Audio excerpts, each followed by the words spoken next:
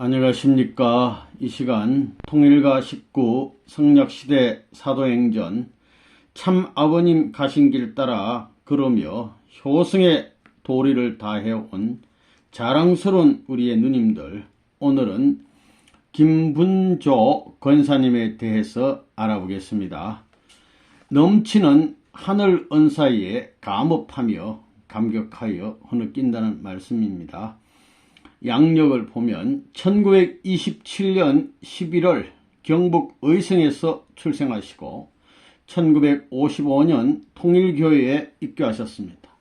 1957년 7월 하계 40일 전도 참가 경북 군위에서 1960년 8월 경북 간포읍 개척전도, 61년 7월 경남 창녕 영산 개척전도, 62년 경북 월성 서면 개척 전도를 하셨습니다. 63년도에는 송기성 분하고 기성 축복을 받으셨고 64년 4월 12일에는 3년 노정 참 아버님 상을 수상하기도 하셨습니다. 그 위에 많은 일들을 하셨습니다. 오늘도 관련 사진 4컷 보도록 하겠습니다. 사진 보면요,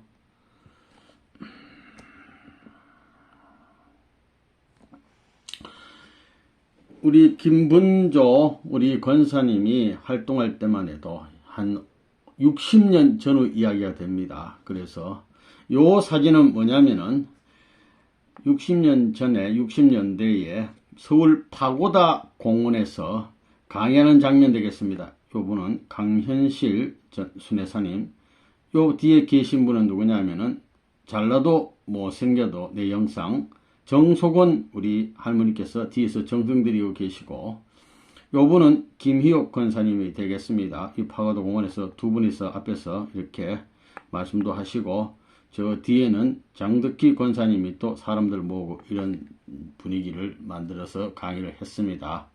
여기 보면 재밌는 것은 우리 권사님이, 우리 순회사님이 막 소리를 지른 것 같아요. 힘이 빠져가지고 허리를 굽으면서 막 호소를 하는데, 듣는 사람들은 이 강사를 안 보고 이쪽을 귀로 자기들 얘기하면서 이쪽 돌아서 가지고 귀로 듣는다는 얘기죠. 뭐 조는 사람도 있고 막 이렇습니다. 예. 이런 분위기, 또 이런 모습이었다는 거 한번 참고해 봤습니다. 그 서울에 좀 내려오면 수원이라는 곳이 있는데요. 64년 5월 20일부터 23일까지 원리대 강연회 이렇게 해서 통일교회, 그 당시 64년도에도 수원이면 큰 도시가 되는데 차가 이렇게 다니고 이 포장도 안 됐어요. 이 신장로 중앙선에 이게 자전거가 막 다니죠. 이런 정도의 큰 건물도 하나도 별로 없습니다. 이런 때에 우리의 선배님들이 개척 전도를 한 것이 되겠습니다. 요 사진은 최근 사진인데요. 어디냐면은 요거 바로 경북 어성입니다. 이게 구봉산인데, 우리 김분조 권사님은 이 구봉산 어디 밑에 어디 태어나신 것 같아요. 이 전기를 받고 태어나신 것 같습니다. 구봉산 어성 되겠습니다. 요 사진은 1940년대 대구의 제일 중앙통이라는 곳이 되겠습니다. 이 1940년도에 이 큰 건물도 없고 이 대구 제일 중앙통이라는 데가 이 정도의 수준이 되겠습니다. 이때 전부 다 개척 전도하시고 말씀을 전하는 그런 때였습니다. 전부 다 막 옷도 참 이렇게 입고, 버스도 별로 크지도 않아요. 이런 차를 타고 뭐 집도 막 이렇게 흐름하고 이런 때에 정말로 나라 살리기 위해서 개척 전도 나가신 때가 되겠습니다. 요 사진은 뭐냐면은 처음에 우리 김분조 권사님이 군에 나가셨는데 군이 바로 옆에 요거 외관의 모습입니다. 1950년도에만 해도 외관도 큰 도시인데 이렇게 흐름하게 이렇게 되어 있습니다. 이렇게 큰 건물도 없고, 이런 모습 되겠습니다. 그 다음에 여기는 1950년대에 경주가 되겠습니다. 아직도 초가집이 있어요. 이렇게 이런 분위기 되겠습니다. 요 사진은 1960년대에 창녕에 우리 권사님이 전도 나가셨는데 창녕 모습 되겠습니다. 어디 마을 여 밑에 어디 있어요. 이게 전도하신 것으로 예상이 됩니다. 1961년도에 여기 바로 전도를 나가셨어요. 예. 이거 1960년대 사진입니다. 여기는 또 경북 월성으로 전도를 나가셨는데 62년도에 이 월성 사진 되겠습니다. 이 어디 데서 전도를 하셨다고 생각이 됩니다. 여기는 마지막으로 개척전도 72년도에 전도를 나가신 삼천포시가 되겠습니다. 이게 남해 바다가 되겠고 이거 삼천포시 여기로 개척전도를 나가셨습니다. 여기는 뭐냐면은 삼천시에서 가장 높은 와룡산이라고 여기에 이 와룡산 여기는 이제 남해 바다가 보이고 여기에 10명이서 올라갔다고 그래요. 대원 9명하고 그 목회자 1명하고 10명 의인 10인 딱 맞춰가지고 와룡산 용이 누워있는 꼴에 이 산이라고 그러는데 여기서 올라가가지고 삼천시를 막 복귀해 드리겠다고 기도를 하고 내려왔다고 합니다. 이 가까이서 보면 이렇게 해서 이렇게 등산 코스 이렇게 해서 이렇게 올라가는 거 봅니다. 이 꼭대기에 정상을 정복을 했다고 합니다. 요 정상. 그래서 여기 사람들이 이리 올라가는 것 같은데 여기 올라가 가지고 힘들게 올라가서 삼천시를 복귀해 드리겠다고 기도했답니다. 의인 10분이서. 이상 참고 사진은 요것으로 보고 그러면 이어서 우리 김훈조 권사님 신앙수기 읽어보도록 하겠습니다. 넘치는 하늘 은사에 감업하며 흐느끼며 김분조 권사님 어린 시절 결혼 시절이 상당히 깁니다. 좀 줄이겠습니다. 경북 의성에서 1927년 11월 9일 나는 태어났다. 의성에서 태어났어요. 유년 시절에 나는 오빠와 언니랑 안식교회에 나갔다. 교회는 내를 개천을 건너고 골짜기를 지나 마을에서 상당히 떨어진 거리에 있었지만 비가 오나 눈이 오나 하루도 빠지지 않고 새벽 예배를 보러 다녔다. 어떤 부모든지 자식에게 관심을 두겠지만 내 아버지의 훈시는 늘 애국애족하라. 세계 평화를 위해 기여할 수 있는 폭넓은 여성이 되라는 것이었다. 언니들과 나를 둘러보시며 유관순 생애를 얘기해 주시기도 하였다. 유관순 누나 따라 배워야 됩니다. 나라를 사랑할 수 있는 자가 역시 하나님도 사랑할 수 있겠지. 너희는 신앙생활에 철저하니 내가 말 안 해도 알겠지만 하시고는 나라 없는 고향이란 결코 있을 수 없느니라고 강조하셨다. 아버님이 아주 훌륭하신 것 같아요. 그런 엄하신 아버지와 인자신 어머니의 사랑 속에 자라던 나는 청천벽력과 같은 아버지의 별세에 아버지가 돌아가셨어. 아연한 채 막 큰일 놀라 기절할 뻔해. 한동안 슬픔에 잠기게 되었다. 내 나이 17살 때의 일이다. 17살 때 아버님 돌아가셨어요. 세상이 온통 침울하고 슬프게만 보였다. 죽음을 면할 수는 없을까? 영생할 수는 없단 말인가? 아버지의 장례식을 마치고 돌아오면서 나는 허탈 상태에 빠졌고 마침내는 신앙생활에 대한 묘한 갈등을 느끼기 시작했다. 성경 공부를 해도 의문하는 점이 많고 모순이 발견되어 목사님께 질문하면 무조건 믿는 것이 신앙이라고만 주장하시니 클클한 마음을 풀 길이 없었다. 이듬해인 18세 아버님 돌아가시고 그 다음에 18세 어머니와 친척들의 뜨거운 축복 속에 혼례를 치르고 대구에 올라와 신혼생활로 접어들었다. 그때만 해도 새색시가 마음대로 교회에 나갈 수 없었다. 그러한 봉건적인 사회 풍조는 나를 당황하게 했다. 이 교회 좀 다녀야 되는데. 그 속에서도 세월은 유서와 같이 흘렀다. 아기가 하나둘 생기게 되었다. 남편은 퇴근하기가 바쁘게 귀가하여 귀여운 딸들의 재롱에 벗이 되어 주었다. 딸이 셋이 있어요. 가정에도 퍽 충실한 분이었다. 성격이 활달하고 쾌활한 나는 가정을 사랑으로 이끌고 웃음으로 연결시켜 갔다. 물질이 풍요한 우리 살림은 윤택해지기 시작했다. 상당히 좀 잘 사신 것 같습니다. 그러던 어느 날 큰애가 국민학교 2학년 다니던 초여름날 아침 출근을 준비를 서두르며 막 대문을 나서던 남편이 졸도를 했어요. 쓰러져 버려요. 그래가지고 남편이 병이 났는데 남편의 병세는 날로 악화되어서 아무리 권위 있는 의사라도 진찰이 끝나면 변명을 대어주지 못하고 다만 환자의 한이나 없도록 해주고 간호나 잘 하시오 하면서 돌아가니 낭망치 않으려는 내 굳은 의지에도 먹구름이 몰려오는 것을 막을 수 없었다. 못 고친다는 얘기야. 입원을 시키려 해도 받아주는 병원이 없었고 약을 쓰면 약효가 있기는커녕 더 심해만 갔다. 아무리 해도 병이 안 나. 남편이 하다 안 되니까 친척들이 무당을 데려다가 구설 8번이나 하게 됐어요. 한두 번도 아니고 구설해도 뭐 안 났어. 이러한 어느 날 한귀복씨라는 이웃 아주머니가 방문하여 통일교회에 나가자는 것이었다. 속병으로 고생하던 자기도 결국은 통일교회에 나가서야 완치되었노라는 말에 내 귀는 번쩍했고 다음 주일날 함께 가기로 약속하고 헤어졌다. 주일날 일요일날 예배가 1955년 2월 27일 주일날 그날이 내 일생 일대에 잊을 수 없는 귀한 날이 될 줄이야.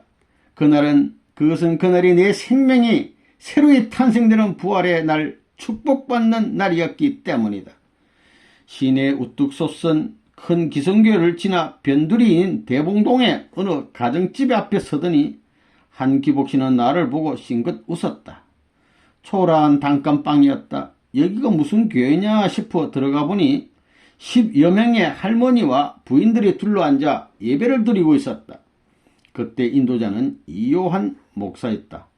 주님 자기 동산에 오셨네. 그 좋은 향기 진동에 백합화 번성에 백합화 번성에 하면서 동산의 노래를 부르는 교인들의 성가 소리에 지금까지 무거웠던 머리가 가벼워지고 그 가사 한 구절 한 구절에 심취되기 시작했다. 다음은 기도 시간이었는데 신앙생활을 20여 년 동안 해도 그처럼 감격스러운 기도를 들어본 적이 없었던 나는 통회의 눈물이 앞을 가리기 시작했다. 기도가 끝나고 눈을 뜨니 둘러앉은 할머니들의 얼굴에 광채가 났다. 이상한 일이었다.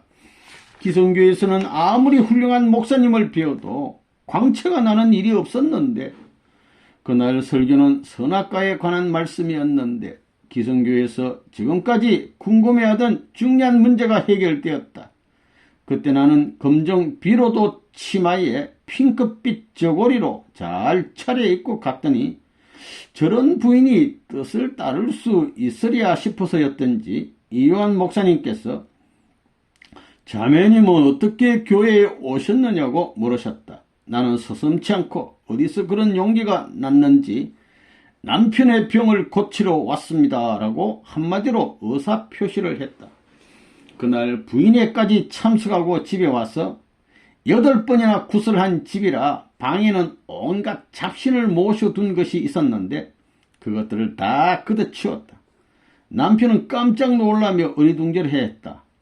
오늘부터는 하나님을 모시는 가정이 되어서 모든 잡신이 올 수 없도록 당신도 저도 기도합시다. 당신을 뜻앞에 세우기 위하여 육신을 쳐서 시련의 기간을 하나님이 주신 것입니다. 당신의 병은 하나님의 능력으로만 나을 수 있지 의술로는 회복이 안 되는 병입니다 하고 설득했다. 입교 다음 날부터 나는 새벽에 냉수욕을 하고 대단히 냉수 목욕을 하고 대교 변두리에 있는 베일산에 올라가 100일 기도를 시작했다. 음력 정월의 추위라 얼음을 깨뜨려 물을 퍼붓고 방에 들어오는 나를 본 남편은 당신까지 병이 날 작정이야 하면 놀라곤 했다. 얼음 깬 물을 갖다가 뒤집어서 와요. 정한 한복을 갈아입고 대문을 나서는 새벽길은 을신년스러운 겨울 풍경 그대로였다. 베일산에 오르기 시작하면 드문드문 흩어져 있는 무덤에서 금방이라도 시체가 나타날 것 같다. 그런 공포에 질리면서도 산꼭대기까지 올라갈 수 있는 비장한 용기가 생기는 것은 오로지 남편의 쾌유를 하늘 앞에 간구하려는 처절한 몸부림 때문이었으리라. 장덕기, 방달순, 박혜원 할머니께서 매일 가정 방문해 주셨는데 내가 교회 나간 지 3일째 되는 날 산기도를 마치고 집에 오니 남편이 자리에 없었다. 기동을 전혀 못하던 남편인지라 온 식구가 집을 뒤졌다. 누워가지고 꼼짝도 못하는 소대변을 받아내는 분이 사람이 없어졌어. 집안에서는 남편을 찾을 수가 없었다. 어디에 가도 남편의 모습은 보이지 않았다. 그때 작은 딸애의 다급한 소리가 대문에서 울려왔다. 엄마, 아빠가 길에서 계셔요. 뭐라고? 나도 소리 질렀다. 남편은 길 건너 담벼락의 길에 서서 아침 햇살을 쬐고 있었다. 기적이 일어난 거예요. 동네에선 언제부터인지 열렬한 소문이 나돌았고 나의 끈질긴 병 간호에 하늘도 감동하시어 틀림없이 남편을 살려주실 거라고 기대하고 있었다. 애들은 애들대로 나는 나대로 감격에 도취되어 아빠를 붙들고 울음을 떠뜨렸다. 붙잡고 우는 거지. 100일 기도를 시작하고는 하늘이 많은 것을 보여주셨다.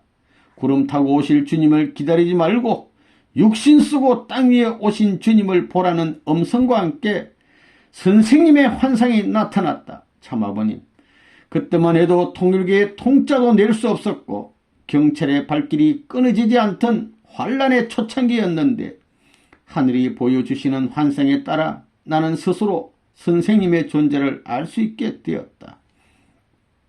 남편의 병은 차도가 있게 되어 주일날 예배 때는 택시로 다녔고 그 후에는 수요일 예배까지 참석하게 되었다. 애들은 기뻐 아빠 무릎에 떠나질 않았고 친척들도 하나님의 권능에 감복하고 말았다. 남편의 쾌유와 더불어 나는 또 다른 번민에 부딪히게 되었다. 세간도 반반한 건 남아있지 않았고 집을 청산해도 빚 청산은 부족했다. 병치료하느라고 빚을 얼마 졌는지 집을 팔아도 갚지를 못해요. 뜻을 알기 전에는 세상 끝에 풍족하고 향락에 취해 먹고 마시느라 하나님도 잊어버릴 정도로 생활했는데 이제 뜻을 알게 해주신 하늘은 이것을 청산해 주시려고 탕감 원칙을 세워주시려고 물질을 치시면서 이렇게 광경으로 몰고 가시는구나 하고 깨달을 수 있었다. 물질의 이 애착에서 벗어나 깨끗한 영혼을 통해 하늘과 대화하는 모심의 생활을 하고 팠다. 결국 빚 세는 집으로 이제 이사를 가는 수밖에 없어요. 집 팔아가지고 빚 갚고 빚 다 못 갚아도. 그 점 선생님께서 영어의 몸이 되어 계셨기에 식구들은 합심하여 7일 특별 기도 기간을 설정하고 정성 들이고 있었다. 그때 선생님의 환상으로 오셔서 위로해 주시면서 머지않아 석방될 테니 염려 말라고 하셨다. 10월 4일 무죄 석방되시자 대구에 찾아오셨다. 선생님께 인사드리는 그 역사적인 순간, 내 인생에서 가장 귀하고 복된 순간이었다. 이 순간부터는 좀 더 가치 있는 삶을, 뚜렷한 생애를 복종과 순종으로서 하늘의 뜻대로 그 발자취 따라 살 것을 결심했다. 몇 사람 둘러 앉아 말씀을 나누시고는 우리 부부를 보시는 선생님의 말씀이 혼자 들어온 사람은 방망이 복이고 부부가 들어오면 홍두깨 복이다라는 의미심장한 말씀을 주셨다. 이어서 지금은 우리가 가는 길이 어렵지만 나중에는 한꺼번에 뒷눈이 칠 때가 온다고 말씀하시고 어려워도 참고 견디자고 격려해 주셨다. 그때는 다 어렵게 지날 때였으니까 사탕이나 과자를 좀 준비하여 선생님 앞에 갖다 드리면 선생님께서 손수 둘러 앉은 식구들에게 일일이 나눠주시면서 지금은 어렵지만 이 고비만 잘 넘기면 부부가 들어온 사람들은 얼마나 행복한지 모른다. 아직은 그 행복을 모르지만은 앞으로 가면 갈수록 그 행복이 실감날 때가 올 것이라고 강조하셨다. 한참 말씀하시고는 식구들에게 노래를 시키거나 때로는 독찬을 하실 때도 계셨는데 아버님 노래 부르시면 그러실 때 모습은 몹시 쓸쓸해 보였다. 지금도 성량이 풍부하던 남편이 흘러간 옛 노래를 불러 박수갈채를 수없이 받던 것이 생각난다. 이 남편이 노래를 잘한 것 같습니다. 선생님께서도 항시 빙그리 웃어 미소 지으시며 지켜봐 주셨다. 밤 12시가 지나고 새벽이 와도 선생님은 별 재미도 내용도 없는 할머님들의 얘기에도 그렇게 흥미진진해 하셨고 대화하기를 즐기셨다. 그렇게 자애로우신 선생님을 모시면 밤 12시가 지나고 새벽이 와도 졸리지가 않았다. 그 말씀에 취하고 솜사탕처럼 부드럽던 분위기에 취해 살던 초창기의 시절이 날이 갈수록 새롭고 그리워만 진다. 선생님께서 대구에 오실 때마다 작은 애 둘을 꽃가옷을 해 입혀서 인사를 드리게 했더니 선생님께서 그 애들이 귀여우신지 무릎 양편에 두 아이를 앉히시고 과자를 주시면서 손목을 잡고 빙빙 돌려도 주셨다. 아들이 없는 딸만 셋인 아이들에게 선생님께서는 삼마리아란 별명을 지어주시기도 하였다. 예수님 때 마리아, 삼마리아, 마리아라고 했다. 선생님께서 대구에 오실 때마다 박애자 씨가 선생님의 진지를 맡아 해드렸는데 부럽기가 한량없었다. 나는 언제 저번처럼 저렇게 믿음이 좋아서 내 손으로 진지를 해드릴 수 있을까 하는 이런 소망 가운데 살았다.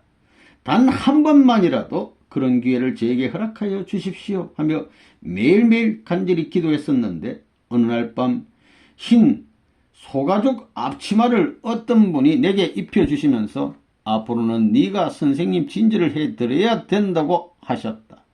너무도 놀랍고 생생하여 후딱 깨어보니 꿈이었다. 평소에 너무너무 소원하니 그런 꿈을 다 꿨나 하며 이상히 여겼는데 그처럼 열성적이고 우리들의 신앙을 지도해 주던 박애자 씨 부부가 그만 교회를 멀리하더니 영 발길을 끊고 말았다. 그 후 선생님께서 경북에 자주 순회 오셨는데 오시기 전에 3일 정성을 들이고 기도하는 마음으로 준비에 임했다. 처음에는 선생님의 식성도 모르고 무슨 음식을 좋아하시는지 전혀 모르는 상태에 있어 시장을 갔다. 기도한 마음으로 생선 가게에 이르면 그 많은 생선 중에서도 벌떡벌떡 살아 움직이는 듯한 생선 한 마리가 유난히 눈에 띄었다. 나물전에 가면 그 많은 나물 가운데 유난히 싱싱한 상치나 시금치 등의 나물을 쉽게 찾아낼 수 있었다. 이렇게 한 가지 한 가지 구입할 때마다 기도하면서 장을 봐 와가지고 와서는 조심스럽게 정성껏 진지를 해드리면 선생님께서는 아주 많이 드셨다. 선생님께서는 육류보다는 채식을 잘 드시는 편이었다. 햇소금 배추로 된장을 연하게 풀어 끓인 시원한 된장국을 더 찾기도 하였고 청국장도 좋아하셨다. 계절에 맞는 나물을 산뜻하게 무쳐드리면 그렇게 맛있어 하셨다. 그 칠해를 많이 하는 요란한 상차림보다 소박한 그대로를 좋아하시는 지극히 한국적인 분이셨다. 진지를 드신 후 공식 집회에서 말씀하시다 남편을 불러 세우시고는 송기성이 이 사람을 보라고 의인이라고 의인, 신앙은 이 사람처럼 해야 된다고 하시며 의인을 여러 번 강조하시기도 했다. 남편이 의인이. 선생님께서 순회 마치고 가시면 곽정환 지구장 네 분께서 어쩌면 선생님께서 그토록 항상 기억하고 계시는지 김 권사님 가정은 너무 행복하다고 하시면서 함께 기뻐해 주셨다. 1957년 7월 20일 전국 120곳에 두 사람씩 한 팀이 되어 하계 전도를 나가게 되었다. 나 임열씨와 함께 경북 군위읍으로 발령이 나자 나는 7일 금식을 하고 임지로 출발했다. 기성교인을 찾아 말씀을 전하는데 집사 한 사람이 자기 혼자 듣기 아까우니 같이 듣겠다며 교인 몇 사람을 모아와서 같이 들었다. 그러나 말씀이 한창 무르익어갈 때 통일교에서 온 줄 눈치를 챈 그들은 서서히 시퍼렇게 변했다. 우리는 당장 쫓겨나왔다. 갈 곳이 없는 우리는 역 대합실에서 밤을 새는데 순경이 와서 신분조사를 했다. 지난날 선생님이 대구에서 고초 당하시던 생각을 하며 다시 한번 옷깃을 여미고 40일간 피와 땀과 눈물로써 이 도성에 기어코 승리의 말뚝을 바꿔야 말겠다고 결심했다. 강팍한 군인 땅에서의 첫 전도 생활에 고달픔도 많았지만 통쾌히 40일을 마쳤다. 10여 명의 식구가 뜻을 따르기로 결의해 왔다. 40일은 끝났으나 식구들이 놓아주질 않아 50일째야 버스에 오르니 눈물을 흘리면서 선생님 또 언제 오시렵니까 하고 애절하는 천정의 흐느낌은 차마 발길을 돌릴 수 없게 했다. 그때 얻어진 유일한 청년이 김원석 씨 124가정이다. 1960년부터는 3년 노정이 시작되었다. 나는 3년 노정에 동참키로 결심했다. 죽어가는 남편을 살려주시고 우리 가정을 찾아오신 하늘의恩공이 만극하옵신데 이 보온의 길을 찾아 3년을 하늘 앞에 헌신하는 것 하는 지극히 작은 조건이라도 세워나가자고 결심했다. 밤에 가족회의를 열었다. 아빠는 순순히 허락했지만 아이들은 엄마와 떨어진다니 울상이 되었다. 3년 노정의 첫 임전은 포항에서 좀 떨어진 간포읍이었다. 김경애란 여학생과 함께 간포에 도착했다. 지서장과 업장을 찾아가 우리의 취지를 설명했더니 여기에 뱃사람은 무식하고 사나워서 전도사들이 왔다가 며칠 못되어 돌아가는 곳이라고 기점해 주었다. 나흘째 되던 날 거리에 포스터를 붙였다. 뜻을 두고는 일보도 양보하지 말자. 목사를 찾아가 말씀을 전하고자 결심하고 3일이 멀다고 기성교회를 찾아갔다. 옛날이나 지금이나 옛날에도 유대인을 찾아가듯이 하루는 장로교회에서 목사와 토론이 벌어졌는데 험상궂은 청년 10여 명이 나를 에워싸고 곧 폭력을 시도를 태세였다. 목사는 약이 올라 빨리 이 문전을 나가라고 소리 질렀다. 나도 굽히지 않았다. 이렇게 목사님을 비웠으니 말씀을 다 전해야 나가겠다고 대답했다. 부인, 통일교회는 이단이고 사교고 음란의 집단인데 이단에 빠져서 불쌍합니다는 말을 하며 목사는 벌벌 떨었다. 그때부터 통일교회에서 악독한 전도사가 왔으니 우리 교인들은 이단에 쏙지 말라고 강고 시간마다 몇 번씩 되풀이했다. 전도 대원들을 순회하시기 위해 선생님께서 경주에 오셨다. 최원복 선생님, 송장로님, 유효민 선생이 수행원으로 오셨다. 진주는 내가 맡아서 하게 되었다. 최 선생께서는 딴 곳에서도 쌀로 지은 진주는 안 잡수셨으니 보리쌀로 하라고 일러주셨다. 절구통에 보리를 곱게 찍어서 진주를 짓고 도마는 없는 지역 살림이라 깨끗한 나무 토막을 전갈이 손질하여 불고기를 했는데 맛있겠다 드셨다. 저녁에는 경주 모래밭에서 12시까지 3년 전도의 의의에 대해서 심각하게 말씀해 주시고 그곳에서 주무셨다. 우리는 오랜만에 만난 식구들과 밤을 새우며 이야기의 꽃을 피웠다.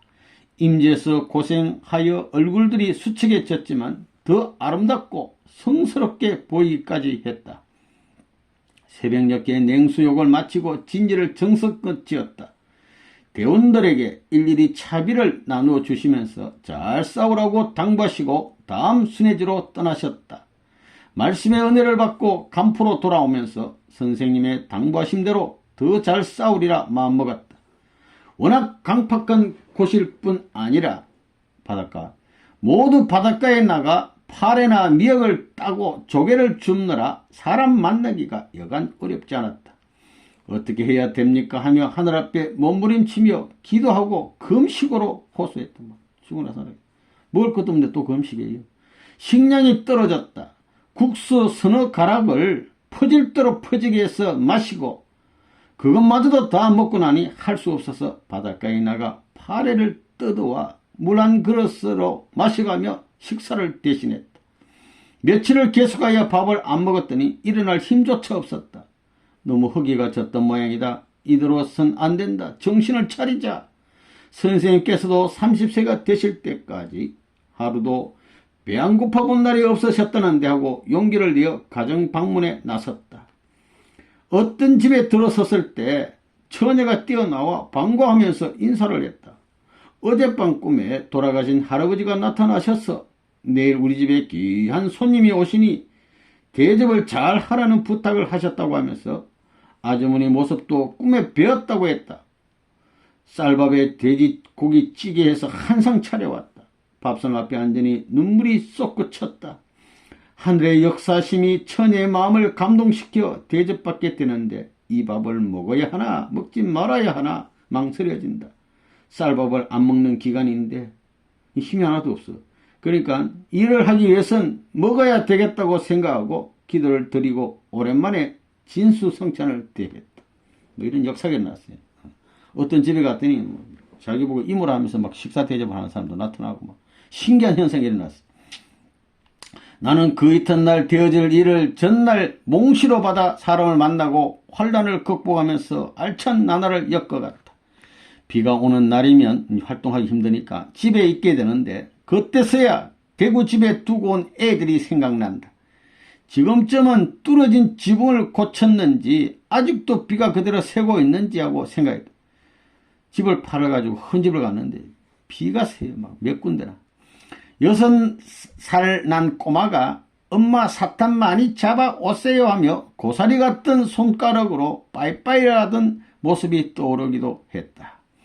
간포 임지 생활 중 공적인 일로 지구 본부인 대구교회에 갔다가 집에 잠시 들리면 아이들이 치맛자락을 잡고 엄마 이제는 가지마.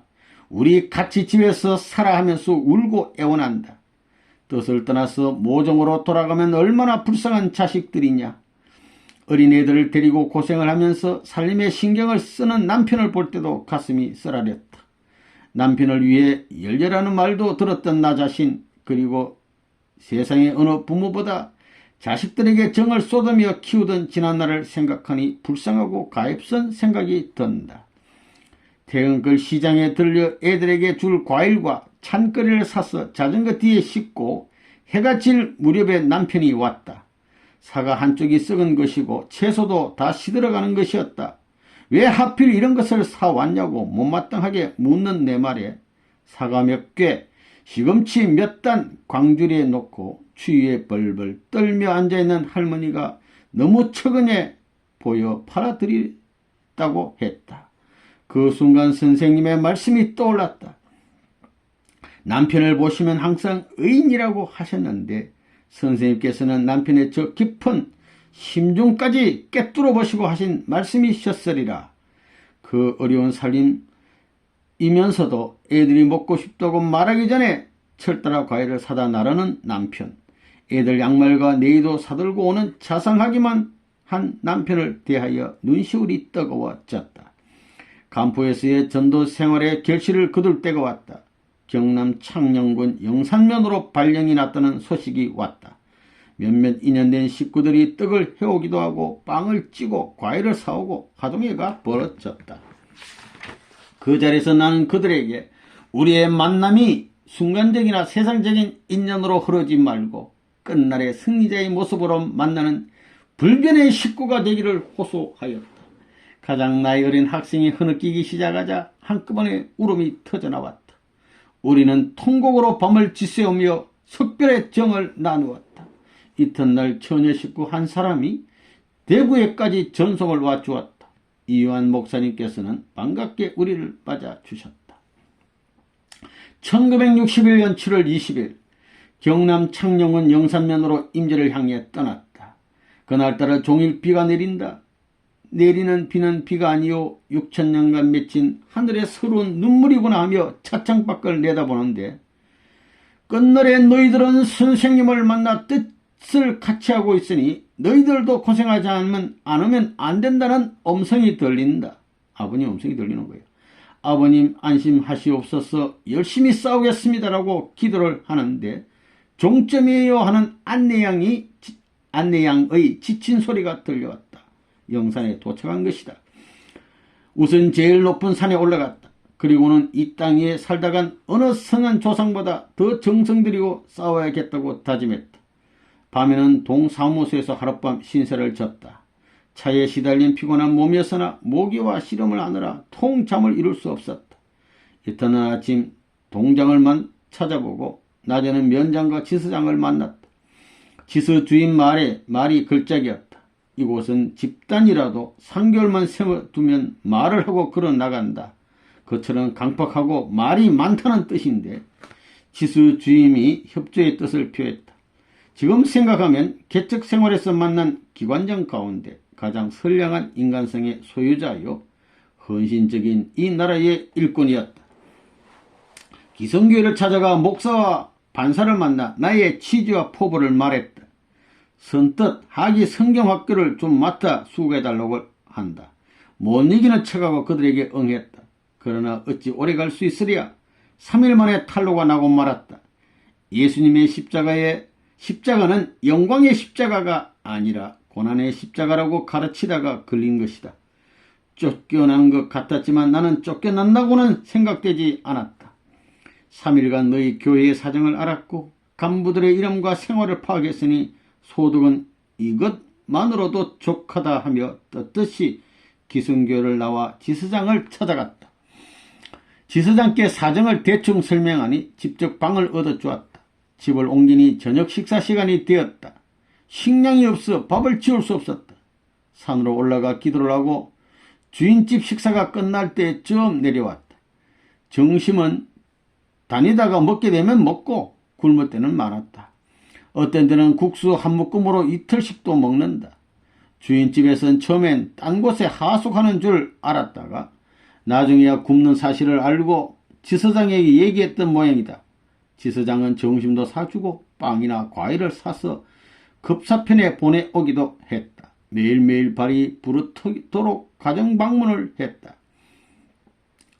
배가 고파도 가정방문을 열심히 했어요. 여기서 인연이 된 10여 명이 찾아와 강의를 듣고 예배를 보니 걱정스러운 주인집에서 가만히 있을 리 없다.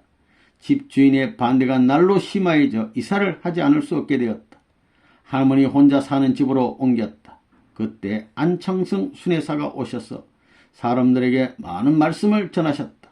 낮이고 밤이고 강의를 들으러 오는 호기심으로 오는 사람들이 많으니 할머니께서는 전도사 혼자 있는 줄 알았더니 남의 집을 교회로 만들 작정이냐고 야단이다. 또 그 집을 나오지 않으면 안 되었다. 세 번째로 방을 옮긴 후 박봉혜 씨가 순회 오셨다. 면사무소 회의실을 빌려 지방 유지와 면 직원을 동원하여 강연회를 가졌다. 영산 면민들에게 꽤 인식이 좋아졌다. 그 집회 후에 기성교에 나가는 김옥주 집사가 입교의 뜻을 전해왔다. 40일이 다 돼갈 때쯤은 놀랄 정도로 부흥이 일어났다. 40일이 끝나고 기대장들이 모여 영산면에서 부흥회를 가졌다. 이완 목사님과 김종인 기대장이 강의를 맡아 하셨다. 세 가정이 복귀되고 그때 입교했던 김옥주 집사님의 따님 두 분이 430가정의 축복을 받게 된 것이다. 그에 이제 많은 활동을 하시고 1962년 12월 그간 찾아진 식구들의 뜨거운 전송을 받으며 영산 땅을 떠나 새 임주로 발길을 옮겼다. 경북에서 가장 큰 면인 월성군 서면이다. 장로교의 집사댁의 방을 얻었다. 하늘의 일선이자 사탄의 일선이었다. 청년과 학생들 부흥이 대단했다. 중학교 교실을 빌려 저녁으로 계몽을 했는데 학생 수도 많았다. 무산중학교에서 우등생만 10여 명 교회에 나오게 되니 학교에서도 문제거리가 되었다. 교장이 장로교의 장로인이 반대 역사가 오죽했으랴. 교실을 빌려줄 수 없다고 교장은 고집을 부렸고 학생들을 교회에 못 나가도록 학교에서 막았다. 교실을 비워주고 방 2칸으로 얻어 이사를 했다. 학생들이 학교를 가고 난 후 먹을 게 없는데 물이라도 끓여 마실까 하며 솥을 열었더니 도시락 3개가 들어있었다. 아침에 다녀간 사람이라고는 남학생들 뿐인데 그럼 그들이 두고 갔단 말인가? 놀랍지 않을 수 없었다. 어디서 그런 지혜가 생겼을까? 목회자가 굶는다고 학생들이 도시락을 놓고 갔어. 그날 후는 꼭 도시락 3개가 놓여져 있었다. 그들은 점심을 굶고 그 점심시간을 이용해서 전도 문제에 대해 상의하리라고 생각하니 도시락을 앞에 놓고도 쉽게 먹히지가 않았다. 밥맛이 있을 리 없다. 그 어린 학생들이 나 때문에 얼마나 배가 고프랴. 그러나 그들은 태연했다. 오히려 웃으며 짓거리는 말들을 들으니 집에 가면 엄마에게 저 도시락밥이 적던데요. 요즘은 밥맛이 어찌나 좋은지 차도 많이 담아 주세요 한단다. 자신들은 배를 줄이면서 나의 끼니를 염려해 준 그들은 내 뜬 노정에 영원히 잊을 수 없는 존재들이다. 예수님 얼마나 시장하셨으면 제자들과 밀리삭을 비벼 잡수셨고, 예수님도 얼마나 배고팠어요. 가나의 혼례집에 갔어. 어디 있으면 어디 먹으러 갔을까. 선생님께서는 젊은 날 배고프지 않는 날이 없었다고 하셨다. 만분의 1이라도 채우란 듯하였다. 도시락을 받아든 때마다 예수님과 선생님의 노정이 실감되면서 하늘의 딸이라는 긍지에 목이 메이기도 하였다. 처음으로 식구들과 일주일 성직 철야 기도를 시작했다. 12월에 있을 지구 수련회에 많은 식구를 보내려는 의도에 있었다. 추운 밤 성지에서 그들을 녹여줄 수 있는 말씀과 사랑이 필요했다. 정성의 결실이었던지 8명의 청년들이 지구본부에 수련받기 위해 떠났다. 개체교회에서 8명이나 몰려온 것은 내가 있는 교회뿐이었다. 이 목사님께서 8명이나 수련생이 왔는데 그들을 보살펴 주라고 하여 수련까지 같이 받게 되었다. 일주일을 대구에 있으면서도 한 번도 집에 들리지 못했다. 동기 전도 기간이 이틀 남았으니 준비를 해서 그들을 개척을 내보내야 되기 때문이다. 서면으로 갔으나 교회 은사 뒤에 오는 시련은 엄청나게 컸다. 수련 갔다 온 청년 부모들이 찾아와 우리 자식을 전도사가 들어와서 불효자식으로 만들었으니 책임지라고 야단이었다. 잠시도 쉴 틈 없이 번갈아 부모들이 찾아와 호통을 치고 어떤 모치는 시퍼렇게 날에 선 칼을 들고 와서 전도사 인연 너 죽고 나 죽자고 소동을 벌였다. 청년 8명을 데리고 일주일이나 나갔다 왔으니 서면이 뒤집힐 것도 당연하고 부모들이 찾아와 난동을 부리는 것도 당연한 일이었다. 눈물겨웠고 아찔한 순간들이 스쳐갔다.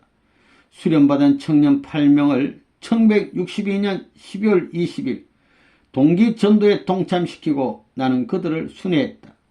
부모들은 매일 찾아와 내 아들 내놔라, 내 딸 내놔라 하고 성화다. 욕설을 퍼붓는 것도 처음 들었을 땐 어리둥절하고 창피했으나 그것도 예사가 되고 말았다.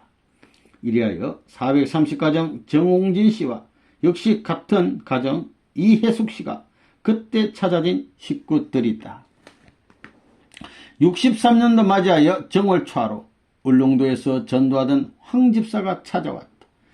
그동안 만나지 못했기에 밤을 새워 이야기를 나누었다.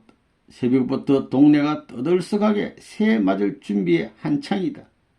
세상 사람들은 새 옷을 장만하고 음식을 만들어 가족이 식탁에 둘러앉을 시간이다. 부엌에 나가 아침을 하자니 식량이라고는 한 톨도 없었다. 사람이 많은데 식량이 없어. 저 혼자면 괜찮지만 황 집사님 오셨는데 어쩌면 좋을까요 하고 기도를 하는데 너를 찾기 위해 흥남 형무소에서부터 비료 가마니를 어깨에 메고 피눈물 흘린 것을 생각하라는 선생님의 음성이 들렸다. 황 집사님께 이야기를 하고 우리는 부둥켰고 눈물 바다를 이루었다. 청년들이 갖다준 강냉이 가루로 죽을 쏘가지고 들어와 집사님 우리 중국 요리 먹읍시다 하며 웃었다. 울다가 웃다가 우리도 그것도 감사하게 눈물을 글썽이며 어떤 진수성찬보다 감격스럽게 맛있게 먹었다.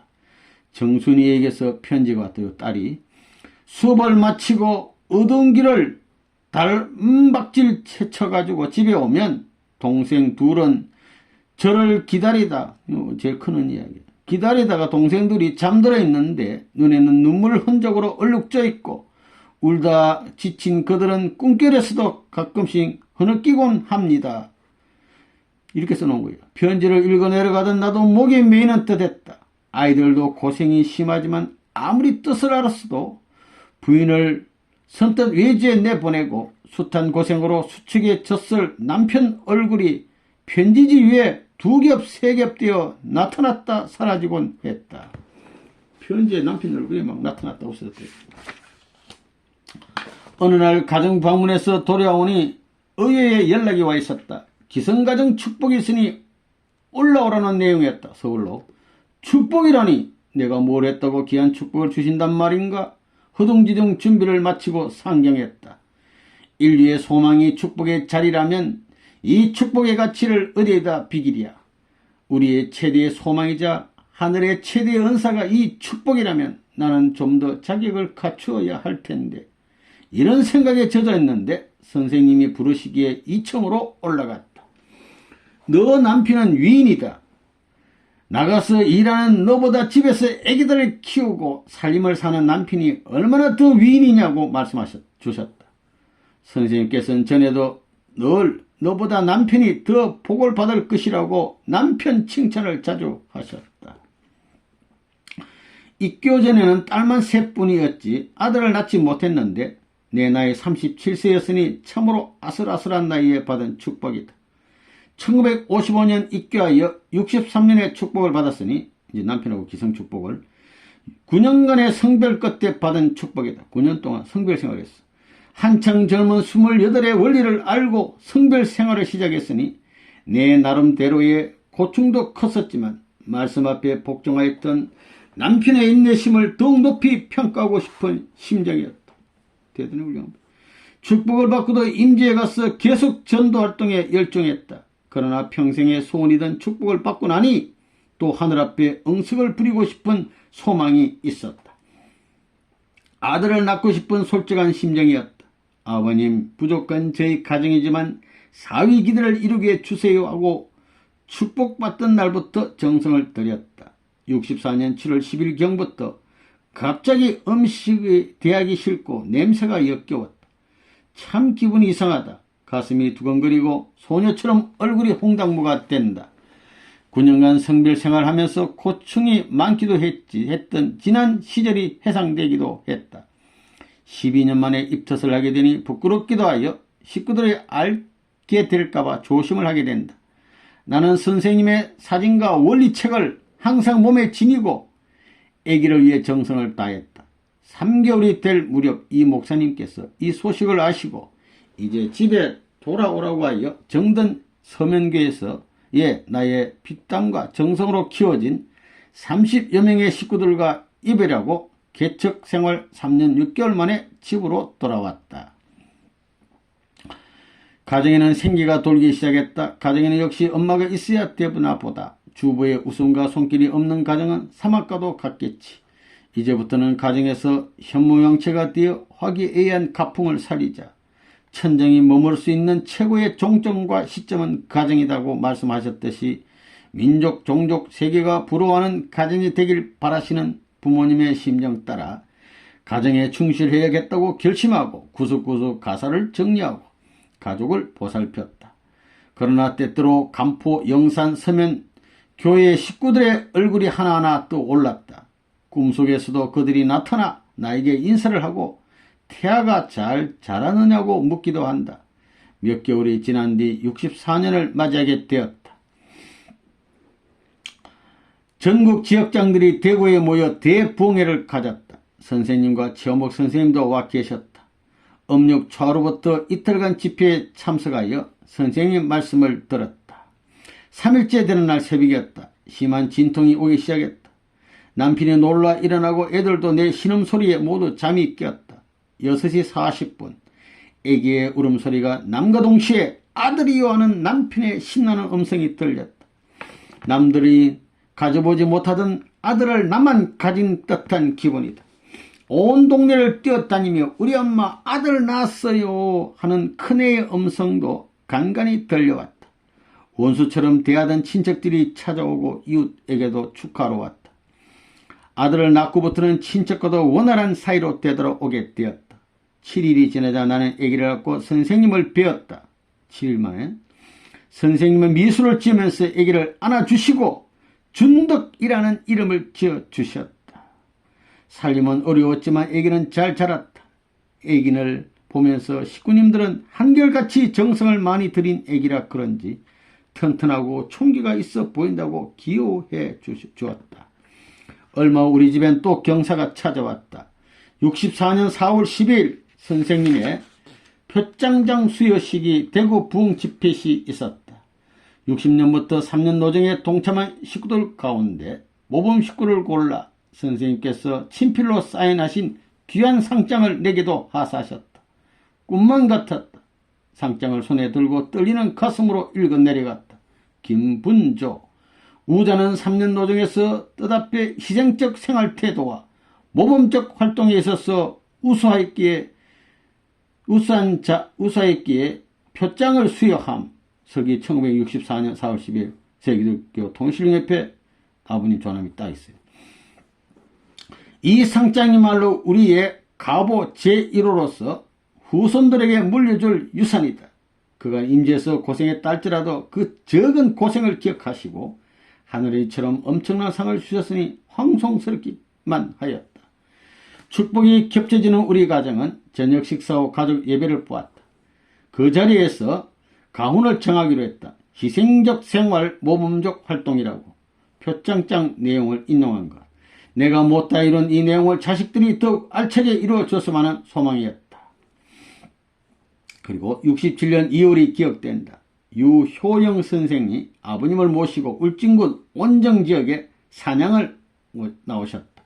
곽정환 지구장과 경북 도내 지역장들이 동원되어 2박 3일을 지나셨는데 홍일점으로 여자는 혼자 따라가 진지를 지어 올리고 지책에서 선생님을 모셨던 일은 내가 받기에는 분수에 넘치는 은총이요 영광이 아닐 수 없었다. 이렇게 해서 아버님이 고기 노루 잡아가지고 동네 잔치도 하고 이랬어요. 그해 8월에 나는 둘째 아들을 보게 되었다. 아들 보기에 터졌노라고 주위에서 모두 기뻐해 주셨다. 이렇게 하시다가 1970년 기울어가는 12월 협회에서는 전국의 축복가정 부인들을 10명씩 조를 짜서 임재 배정하고 12월 1일 출발하라고 하셨다. 내 임재는 경남 삼천포시였다.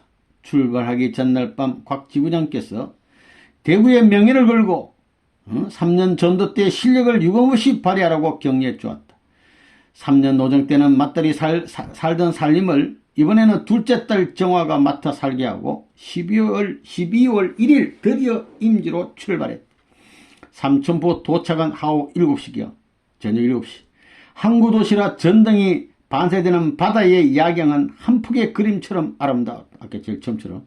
교회를 찾아가니 대원들은 아직 한 사람도 제일 먼저 도착했어. 김여곤 지역장이 반갑게 맞아 주었다. 며칠 거쳐서 대원 10명이 와서 제법 일할 분위기가 되는 것 같았다. 삼천포에는 제일 높고 험준한 산이 와룡산인데 이 산에 이제 몽땅 다 올라간 거예요. 올라가가지고 등산에 올라가서 기도를 하고 복귀시켜 드리겠습니다 하고 마쳤다. 성지 기도는 눈이 오나 비가 오나 새벽 4시에 출발하여 돌아올 땐 인연된 사람들의 집 앞에서 정성 들이기를 잊지 않았어. 기성교회를 방문하면 인사도 받지 않고 냉정하게 대하며 도무지 만나주질 않는다. 그럴 때면 그대로 물러서는 것이 아니라 겸손하게 인사드리고 애기들이라도 쓰다듬으며 인간적으로 사귀어 놓고 돌아와야 속이 후련했다. 언제나 희생과 봉사 이렇게 쭉 활동을 하시다가 드디어 미국에 있는 둘째 딸에게서 편지가 왔다. 참아버님 선생님의 해갑잔치에 참석하실 겸 미국에 오시라는 것이었다. 그래서 해갑을 4일 앞둔 1월 2일 미국을 향해 떠났다. 일단 LA에 내려서 딸을 만난 뒤 뉴욕을 가게 됐다. 곽 목사님의 특별 배려와 박종구, 박홍주 씨 등 한인 지도자들의 안내를 받으며 뉴요크 호텔에 머물게 됐다. 해갑연에 참석한 뒤 벨베디어에서 선생님을 배울 수 있었다. 남편 이야기를 하시는 등 자상하게 물으셨다. 그 후 시내 구경과 기관 기업체를 둘러봤다. 은사에 10일이 지나고 다시 LA로 돌아왔다. 그럭저럭 3개월이 지나고 서울로 돌아오려고 준비하고 있었다. 그러나 마음에는 너무나 아쉬움이 몰아치고 것이었다. 꼭 선생님을 다시 뵙고 가야겠다는 마음 때문이었다. 잠을 자면서도 몸부림을 치면서 침대에서 몇 번이고 떨어지기도 했다. 이러시다가는 병 나겠다고 곁에서 지켜보던 딸이 아이가 염려하는 것이었다. 뉴욕에 가서 아버님 뵙고 왔는데 LA에 돌아왔는데 다시 한번 아버님 뵙고 싶어서 잠을 설쳐. 이튿날 새벽에 전화가 왔다. 이 이런 새벽에 누가 전화를 했을까 궁금해하며 수화기를 드니 강순의 시였다. 아버님께서 지금 순회 중이신데 일정에도 없는 LA에 오늘 오전에 오신다는 내용이었다. 너무나 기쁜 나머지 그 길로 교회에 갔다. 대청소를 하고 시장을 봐와서 진지를 지어놓고 오시기만을 고대하는데 도착하셨다. 식구들을 한 바퀴 둘러보시던 선생님께서 내게 시선을 멈추시고는 분조였구나. 날 애타게 기다린 사람이 하시고는 그 참 이상하지. 계획에도 없던 LA로 온 걸 보면 날 그렇게 기다려준 임자가 있었어. 그 영적 힘이 나를 이곳에 오도록 한 거야. 선생님의 그 말씀에 나는 왈컥 눈물이 쏟아졌다. 그렇게도 배고팠던 선생님. 이번에 한 번 더 못 뵙고 떠나면 다시는 못 뵙는다. 그러기에 꼭 배워야 된다는 그런 절대적인 믿음과 소망으로 구하고 또 구하기를 사흘 낮과 밤 3일 동안 밤낮으로 그냥 기도를 했어요. 하늘은 여기에 감동하시고 불쌍한 자의 간구를 들어주셨으리라. 아버님께서 순회 코스를 바꾸시면서까지 갑자기 딴 곳으로 오시기는 이분이 처음이시라며 김 권사님께서 이토록 애타게 정성 들이시며 기다리시니 선생님 발걸음을 돌리게 하셨다고 곽 선교사도 감격해 하셨다. 오찬을 드시는 선생님 네 분을 모시고 황송스럽게도 혼자 말씀을 듣게 되었다. 초창기에 고생하던 식구들은 내가 잊을 수 없다고 하시고 영감 죽어서 어떻게 지내냐고 하시면서 그때 남편이 돌아가신 것 같아요. 내가 남의 못할 짓을 많이 했다고 하시니 옆에서 어머니께서 아버님은 또 그런 말씀 하신다고 안타까워하셨다. 일찍이 뜻대로 살고 고생한 사람들은 잘 되지만 나를 반대한 무리들은 보라고 하셨다. 잘못된다고 해요. 그러시면서 옛날기 초창기 시절에 대구를 회상하셨다. 분조는 몇 살 때 입교했지? 하시기에 28세 때 입교해서 지금 54세입니다. 라고 했더니 20대 입교해서 50대니 뜻과 한평생 살아가고 있구먼. 큰 사이가 이명정이지? 사람 똑똑하지? 하시고는 둘째, 셋째 이렇게 모두를 차례로 하문하시는 자상함과 기억력에 황공할 뿐이었다. 그래 영감 죽고 어떻게 사느냐고 또 한 번 걱정하시기에 보험회사에 다닙니다 했더니 수입은 얼마나 되느냐고도 하문하셨다. 아버님 저도 미국에 가서 살면 될까요? 하고 말씀드렸더니 어떻게 살려고 하시며 마치 어린 시절 친정 아버지처럼 대해주시기를 장장 4시간 다른 순회지에서 24시간 꼬박 밤을 새우며 말씀하셨다는 아버님께서 그것도 나 혼자를 놓고 그 피곤하심도 잊으신 채 말씀하시던 자애스러우시던 그날의 아버님 모습을 돌이켜보면 민망스러움에 몸둘 바를 모르겠다. 로스앤젤레스의 한인교회에서 예정에도 없으신 이틀을 주무시고 사흘째 되는 날 부모님 일행은 떠나셨다. 떠나시기 전 어머님께서 이 색시 옷이라도 한 벌 사줘야 되는데 이렇게 순회 중이니 하시며 흰 봉투를 건네주셨다. 평소에 사고 싶었던 것을 이 돈으로 꼭 사라 하시며 손을 꼭 잡아주셨다. 너무나 항공에서 안절부절하는 중 강순혜 씨가 우리 LA 부인에서는 김 권사님 가방을 선물할 것입니다.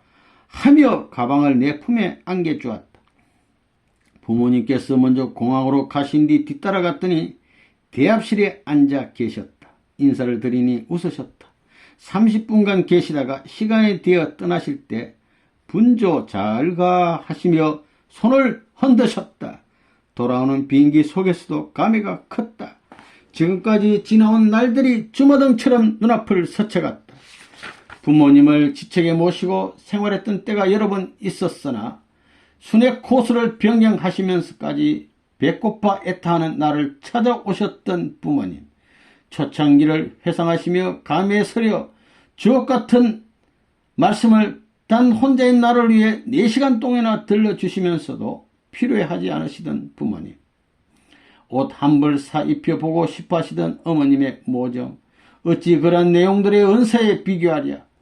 미국에 머물 때에 각별히 마음 써 주셨던 곽 선교사님, 곽정환 선사님, 박정구 목사님, 박중현 씨, 김신욱 선생, 강순애 씨에게 감사드립니다.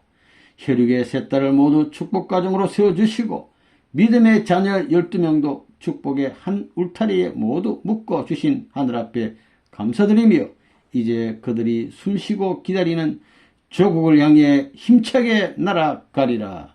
아주